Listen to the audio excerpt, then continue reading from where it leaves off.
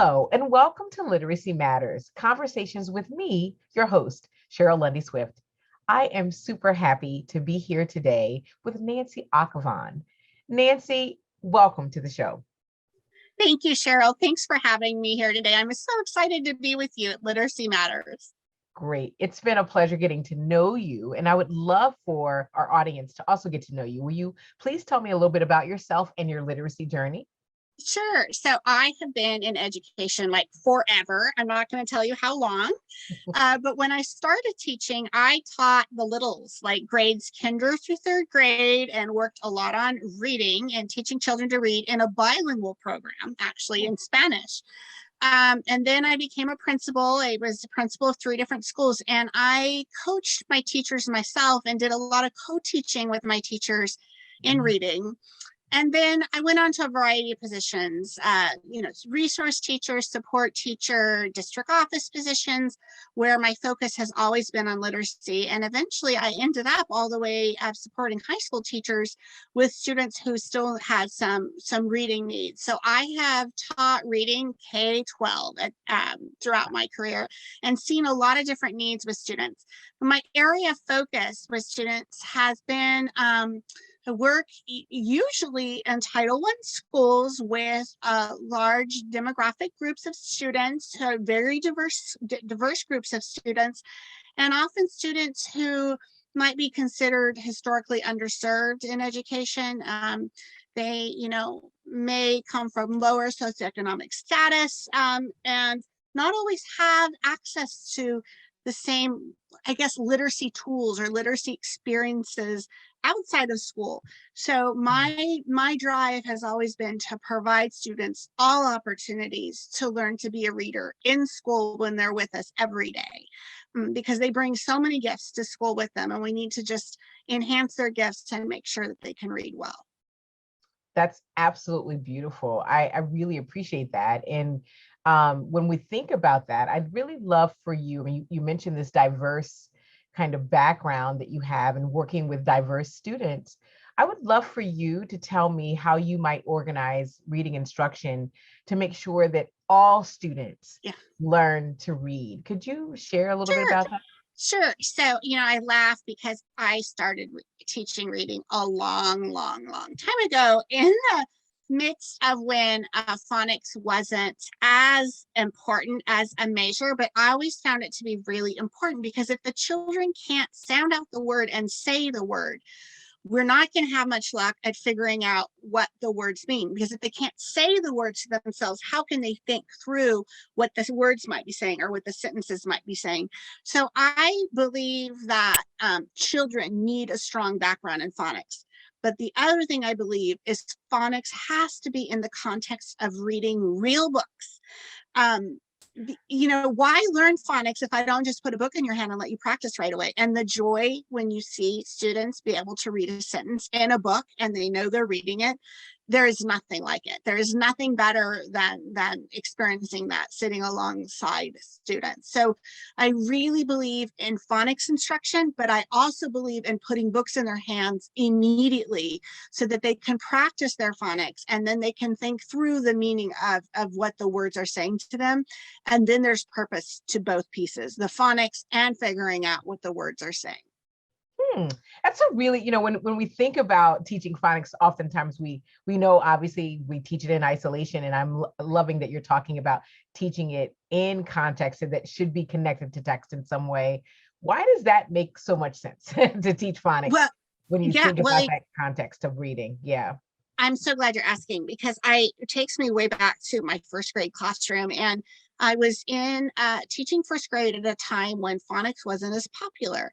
But in the closet, there was this old adoption that had the decodable readers in it. So in my small groups that I was running, I'd bring the decodable readers to the table, and we'd have the whole group phonics instruction, but the children could, at the table with me, practice in real books, using the sounds that they learned to make meaning through the decodable readers. And then I would hand them a book that we would think of today as a leveled book. And then they could practice their reading in the leveled book, which wasn't, of course, a decodable reader, but they were finding out that they really could figure out what the words were saying, because then they could focus on what the words what the words meant, what the sentences meant, and what the book as a whole meant. And of course, every little level text has some sort of little aha moment or joke or something interesting if it's nonfiction. So I found it's really a blend of all of those things. It's not one or the other. It has to be all. Absolutely. Love that. And so you've been talking about, since you have a long career in teaching reading, you've been talking about these kind of pendulum shifts, right? When it comes to the theories and models as it relates to reading. So concerning the science of reading, what reading models or theories inform your ideas on how teachers can most effectively teach those primary grade students to read, to write, to spell, especially those students who might be struggling? Well, thanks for asking. I think it's such an important question. I have used the Scarborough's reading rope for actually a long time. I know it's really popular right now, but to me, it is a simple graphic way to help teachers new to teaching reading, whether they may be veteran teachers that taught in upper grades and now have more readers that are coming up to them that need help, or maybe they've just moved to a lower grade and it's their first time really learning to teach reading. But Scarborough's reading rope is really helpful because you can see that it takes both strands. It takes the decoding piece and it takes the language piece woven together to help students be a reader. Because if they can decode, but they don't know what the words mean, they're really not reading, they're just decoding. So they need to decode, they need to be able to say the words out loud, hear the words themselves, think through the words in their minds, and then realize the meaning that the text is giving to them and that they're bringing to the text. And it comes to another theory that I have relied on for years, is Rosenblatt's reader response theory, because Rosenblatt talked about the fact that the reader brings meaning to the text that they're reading, and meaning making is really an interchange between the reader and the text. So for instance, if we were, Cheryl, to pick up an adult level of reading of something, a novel, or maybe even a poem, I'm going to take meaning from it that's going to be different than the meaning you're going to take from it, Right. Cheryl, because we have different lived experiences. We have different life experiences, right? Sure. And we have different perspectives, and all those gifts, all those beautiful things that children bring to the classroom with them, help them make meaning of what they're reading. And I think that is another thing that's so important to me, is people need to see the assets that children bring to the classroom and how their assets help them understand what they're reading. So often I hear teachers say, well, the students don't have the background knowledge that they need to understand this text. And I said, well, they have a lot of background knowledge. It just may not match the text. So give them the background knowledge they need to understand the text before you even start reading it. And then let them think through all of their lived experiences, all the knowledge that they do bring, and make meaning from what they're reading. I don't think that there really is one meaning anyone can ever take from a text. And I really would argue with my old high school teachers that wanted their one answer, that there never is one answer that comes from reading, even if it's a simple little leveled text. Sure. I was doing a workshop with Deborah Reed, and she talked about children not being empty vessels, no matter, what their language is. They come to school knowing something, right? They all come with so much. They do. So much. And, and that brings me to one I didn't talk about, which is that, the science of reading and the simple view of reading. And I really believe the simple view of reading is basically correct. However, where I really like to add to the simple view of reading is this asset-based view of children, because I know that every child brings so much knowledge about the world, and every child's knowledge about the world is slightly different. That really makes a difference when it comes to the language comprehension part of the simple view of reading, because my schema, the knowledge that I have about the world, is going to be slightly different than every other person. So the language comprehension, the way I'm taking in language and processing language, I'm going to think slightly differently. So I actually do believe in the simple view of reading, but I think it goes a little bit deeper when we look at the assets that children bring to reading, assets that children bring to the classroom with the knowledge that they have and things that they can talk and think about. Sure, I really appreciate that kind of extension of the simple view of reading when it comes to that equation that's super important. Yes.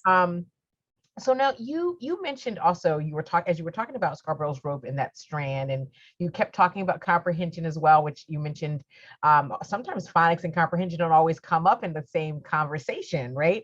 But when I love the way that Scarborough certainly depicts it.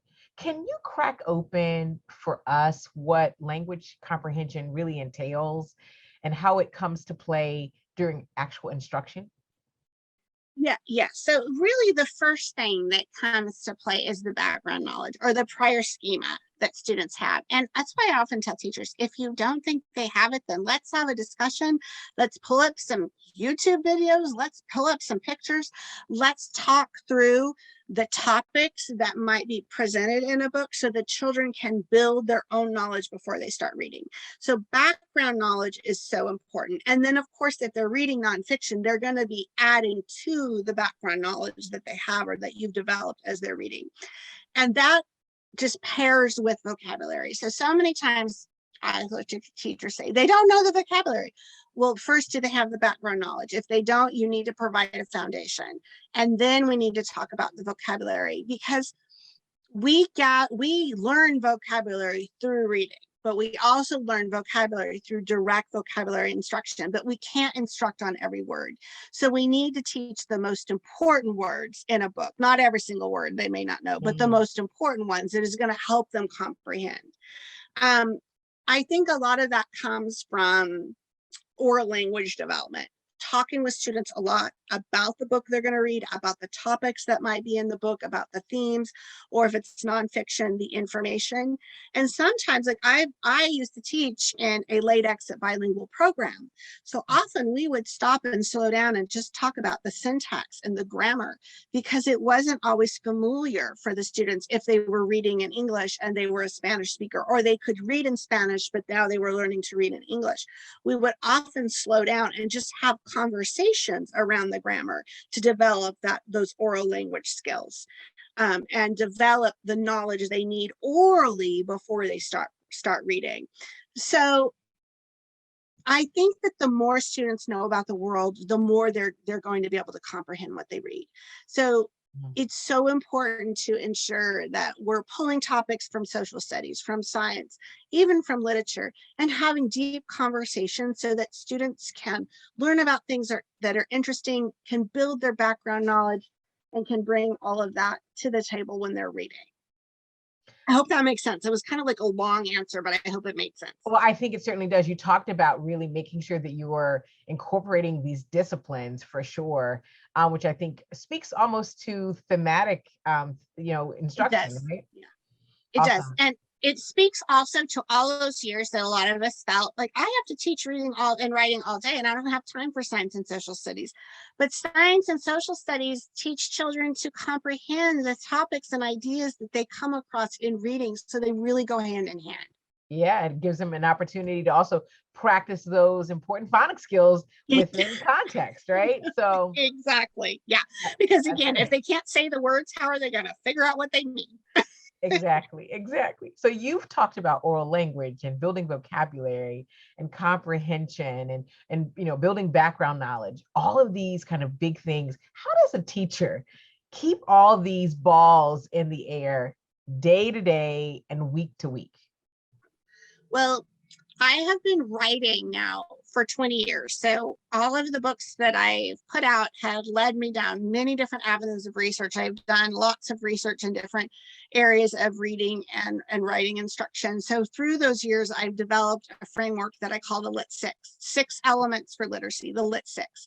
So the 6 elements are read aloud, shared reading, small group reading. I used to call that guided reading, but I don't anymore because people just put in their head guided reading. But what I mean is we're guiding the reading. So I just say small group. And that's where I attach independent reading, because truly the reason for small group instruction is to develop independent readers, because otherwise, why are we doing it? Right. So read aloud, shared reading, small group instruction with independent reading, phonemic awareness, phonics, and then word work as students get older with multisyllabic words, writing, and then language. And language being the grammar, the syntax, but also for students who are multilingual learners, English language development. These 6 components I have researched over and over and over again and seen in programs, in classrooms, when all 6 components are in place and strong, students learn to read at higher levels than in classrooms when some of these elements are missing. So what I've helped teachers with a lot is you just have to remember 6 elements, just 6 every day. Do you have them going on? And sometimes you may want to take a deeper dive and pull out one of those. Like, I'm going to take a deeper dive into shared reading and really look what's going on, and maybe do a close reading with students. Or sometimes I might take a deeper dive in my small group reading and bring in something from my whole group phonics and teach it at my small group table. But at a surface level, if I just make sure I have all 6 parts in place, then I've got the Lit 6 framework going. Sure. And I can worry about going deeper in something when I'm feeling like my kids need more, or I'm ready to discover more for myself. So to keep all the balls in the air, 6 elements, just 6, is going to create strong independent readers and writers. That's a great way to think of it. So Lit 6. Lit 6. I love that. Can we actually break down a couple of these lit 6? Would it be okay? Yes. Yes. I want to talk specifically about those first 3 that you mentioned: read aloud, shared reading, and small group, which leads, as you know, to independent reading. What are the differences between those 3 things? Right. Okay. Great question. So a read aloud is where the teacher is holding the text and controlling the text, and students are listening. Students don't see the text in a read aloud. And people really often don't know the difference between a read aloud and a shared reading. But in a read aloud, I mean, we think of primary classes, teachers might be reading picture books. In upper grade classes, teachers might be reading from a chapter book, but sometimes it could be nonfiction as well. But the students don't see the words, they're listening. So what that's developing for students is listening comprehension. It is a great help for students who might need additional support in reading, who might have some special need in reading where they are having a little bit of trouble with the phonics, or they're having a little bit of trouble with figuring out how to decode words. Read alouds can help make sure we're developing comprehension while they're still learning to decode. So important. It also exposes them to higher levels of vocabulary than what they can read by themselves. And any good read aloud, we stop and we talk about the topics, the themes, the ideas, the information with students, so that develops that background knowledge as well. Now, a shared reading, students can see the text. So students and teachers are reading together. So we think about this in primary grades. It could be a big book. It could be a teacher putting a paragraph up on a doc camera, the class reading together, and the teacher stopping and discussing vocabulary, or asking the students to discuss the big ideas in the text. But as students get older, it's a close reading. Like a shared reading is a close reading, and a close reading is a shared reading, because we can all see the text and we're all working through it together, and we're digging into the deep meaning and purpose of what this text is about, and what it's saying to us. So a shared reading, the teacher really is the model for the reading still, and the students are following along. Sometimes in a shared reading, it's student to student. So you may be pairing a stronger reader with a reader that needs more support, and they're reading along together and thinking through text together. But basically, they're sharing that text together. Now, small group instruction is a time to follow up on students differentiated skills. So I may need more help in phonics, or I may need more help in comprehension, or I may even need more help in encoding, which is I can hear the sounds in the words, I know the letters, I'm going to write some sentences about what I've just read. But it really is the teacher's time to coach the students to become independent with the skills that they've been teaching whole class. I really believe that if small group instruction isn't going on in a classroom, we don't have a complete reading program in place, because how do my needs get met as a reader, right? And it's too overwhelming for teachers to think of, if I have 32 students, you're not going to meet specifically every 32 students needs, but you can group them in with like needs that they have. Like maybe they're all working on a particular, maybe they're working on a particular digraph or diphthong set, or perhaps they're working to blend, or they might be working to do a stop, think, say as a paraphrasing technique for comprehension. So I really encourage teachers to gather students together in small group and help them with their skills and give them feedback in the moment while they're there with you at the reading table. And I like to say small group instruction, because like when I used to say guided instruction, people would just think guided reading. But I don't want to stick students in a level and leave them there. Right. So, we might be reading in a range of levels. Now, the other thing I can tell you, we all know about the zone of proximal development. So I can't hand a student a book that is so far out of their zone of proximal development, they're going to be frustrated. That would be a shared reading. Like, let's do it together. We can do it. We can do it together. Right. But when I'm working on developing you as an independent reader, I'm going to give you something in a range that I think you can handle, right? So it builds your confidence. It builds your ability to read this and to feel strong in your reading ability and to be excited to read it and then to move on to the next thing. Because becoming a better reader is about reading practice. It's about the skills and then practicing those skills. And that takes us right back to the beginning when I said they have to practice phonics with real books. Yes. Because if I'm practicing skills just to practice skills, like what good is it, right? I need to be able to read. So. Thank you so much. Thank you so much for really diving a little deeper in your first 3 of your Lit 6. I appreciate it. I think people will really take that to heart and really see the true difference for sure. So now, as we close, I'd love for us to think about what advice you would give teachers and families when it comes to really wanting to foster children into those stronger readers and stronger writers.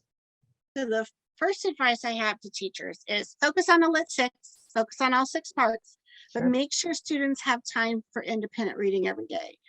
I've had so many teachers tell me they feel pressured by administrators to not have a sustained independent reading time every day, because the administrators want to see something on the desk. They want to see something that the student's doing.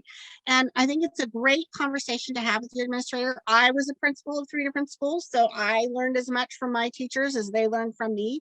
But if the administrator really wants something on the desk, then put a reading journal and let the students write a short reflection about what they read for the day. But just time to read. We know that the more students read, more minutes students read per day, the stronger the reader they will be, the larger the vocabularies will be, and the better they will score on standardized typed text that we give. So I think that is so important. And for parents, it is so important to have books around the house. And many families I've worked with didn't have books around the house. So often we would help them get a library card, or we take them to the library so that they could feel comfortable at the library. And I often recommend for families, if you don't know what level your kids read at, just let them pick books they find interesting and fun. And if you can't read, because I've worked with so many families where the parents or the caregivers don't read, then get picture books and talk about the pictures in the book that you see with kids. Just talk about what you see in text. You don't have to always read it with them, because not all of our families have the same literacy backgrounds as others. There's so many experiences we can give our students just by going to the library, looking at books, talking about things. And the other advice I have for families, because going to the library may just be even too hard. Talk to your children. The more we talk to them about things in life that we're doing. I work in a community with very many people from Mexico. They immigrate from Mexico, so a large Hispanic population. The families that I've worked with for years always have a tradition of making tamales at Christmas. Well, get your children involved and talk about it. Or maybe it's just Sunday dinner and everyone's coming over and you're making enchiladas or you're making tacos. Talk about those things that you're doing.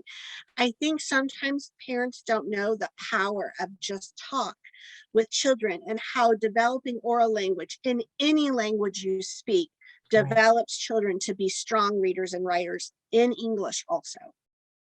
That is incredible advice, and really practical advice. Thank you so much for your expertise and your knowledge and really your passion for this work. It's been a joy having you. Thank you. Thanks so much for having me. I really appreciated spending time with you today. Of course, likewise.